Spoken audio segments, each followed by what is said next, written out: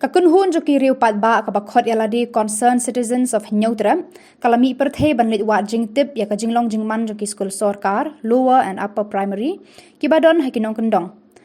Hakakat sautri unai lur kani kakunhun kala lijngo ka school sorkar lower and upper primary hanong pure upper Shillong ka shnong kabadon halendat ka shnong mauklot hapen no ranap luhu wa umyam. Kani ka jinglit jingo kani ka school kila shamba kumba sau phongut ki khna ha lower bat san pusaungut ha upper primary. Kino hikai kidan langut ha lower bat saungut ha upper primary. Kani ka school kalong ka bajabo ka wei ka pen khana ba pendon kamlang khna shenrang bat kanthai. Kinong tre ban pen khuj school kimdon ni kim wan testa ban sar ban pen khuj ya ka school. Kumta kinong hikai man la ka sngi shwa ban long school ki ha ban kendong ya la ki sopti ban pen khuj ya ki kamera school. Ki computer kidon hanrai amdan long hikai. Kinong yalam kani kan hun kila let ya Kynduh ka district school education officer hakaba kila batailut ikijing syam jengki hakani ka school. Nakalyang ka Dseo kala kular banait pet yakani ka school, bat banyak keren shiki bor bahajrong halor ki jingduna bat jingdan kam jeng kata ka school.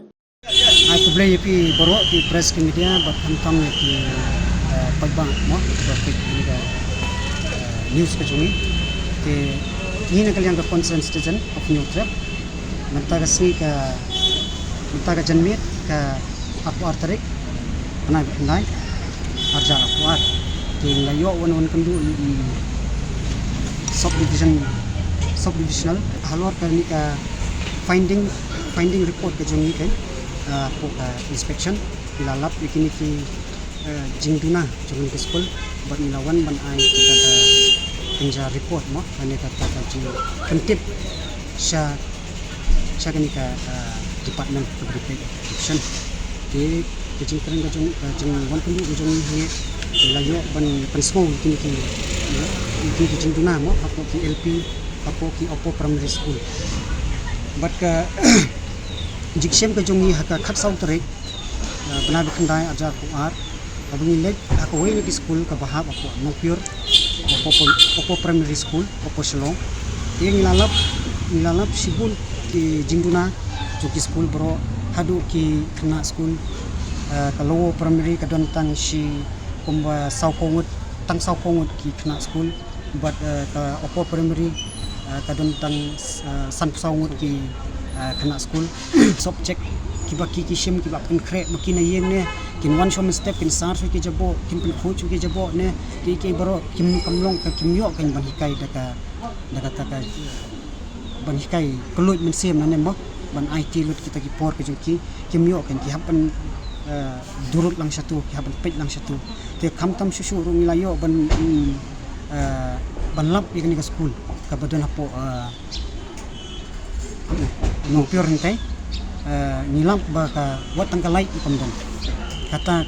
kat akani ka juk ka jongi ka bangi syamba hadu ka light komdon mo kata ru